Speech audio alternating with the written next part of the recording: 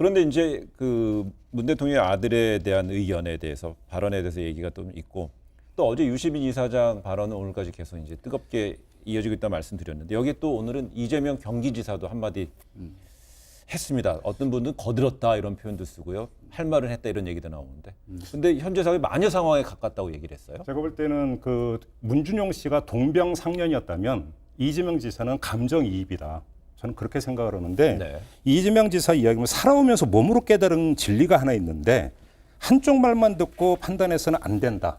이 이야기는 뭐냐면 이재명 지사를 둘러싼 어마어마한 논란이 있었습니다. 그 당사자였고 또 본인은 그거에 대해서 엄청난 어떤 억울함이 여기는 깔려 있는 것인데 네. 살면서 몸으로 느꼈다라고 하는 어떤 자신의 이런 경험을 예. 결국은 그 조국 후보자의 딸 문제 이런 걸로 이입을 하면서 지금 이야기를 한 것이 아닌가 저는 개인적으로 그렇게 해석을 합니다. 예. 아니 뭐 저도 뭐 저 본인 스스로 어쨌건 그 친형의 강제 입원 의혹, 더구나 그 유명 여배우와의 불륜 의혹 이런 것 때문에 엄청 그 고생을 했기 때문에 뭐 저 충분히 동병상련 차원에서도 이해가 간다라고 생각은 하지만 예. 뒤늦게 가세한 건 제가 보기에는 당신의 저 좀 거들지 않고 가만히 있어라는 총동원령이 내려진 탓이다라고 저는 생각합니다. 그리고 그거 아마 100% 맞을 거예요. 총동원령이라는 얘기 이런 거죠. 이런 근거가 있는 건가요? 그 조국 후보자 자체도 이번에 이제 법무부 장관하고 보다 큰 꿈에 이제 그룹에 이제 일부 사람들은 집어 넣어 놓잖아요.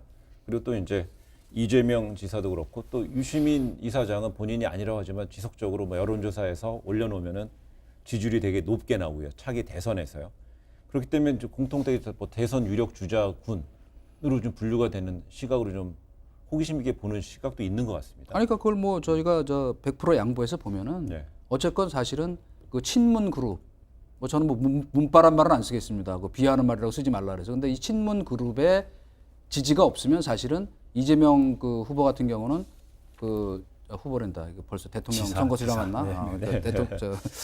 그 지사 같은 경우는 사실 그 입지가 좀 쉽지 않으니까 또 그쪽과 그 지금 지사 선거에서 상당히 각을 세운 걸로 지금 돼 있잖아요. 그러니까 그런 의미에서 보면은 뭐 이해는 가는데 본인 스스로가 그 당시 그 재판 과정에서 변호인 의견서에 그 문준용 씨 특혜 의혹을 거론을 해갖고 그때 또 난리가 났었잖아요. 그러니까 제 생각에는 그거를 조금 말하자면 그 말빛을 좀 이번에 갚아야겠다는 생각도 상당히 작용했을 것이다라고 이것은 저의 추론의 부분입니다. 예. 근데 뭐 어렵게 생각할 이유가 없는 것이고 결국 뭐 차기 구도하고 지금 연결해서 이분들의 어떤 행보를 과연 해석을 해야 되는가 솔직히 좀 그 반신반의 좀 그냥 네. 해석을 한다 하더라도 네네.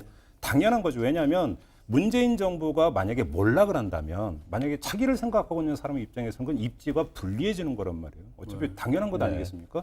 그런 상태에서 지금 시점에 있어서는 결국 문재인 정부의 승리, 문재인 정부의 승리가 아니죠. 성공. 네. 성공을 어떤 기원을 하는 것은 너무나 당연한 어떤 접근법이기 때문에 이렇게 뭐 나섰다 이렇게 해석을 해도 되는 문제 아니겠습니까?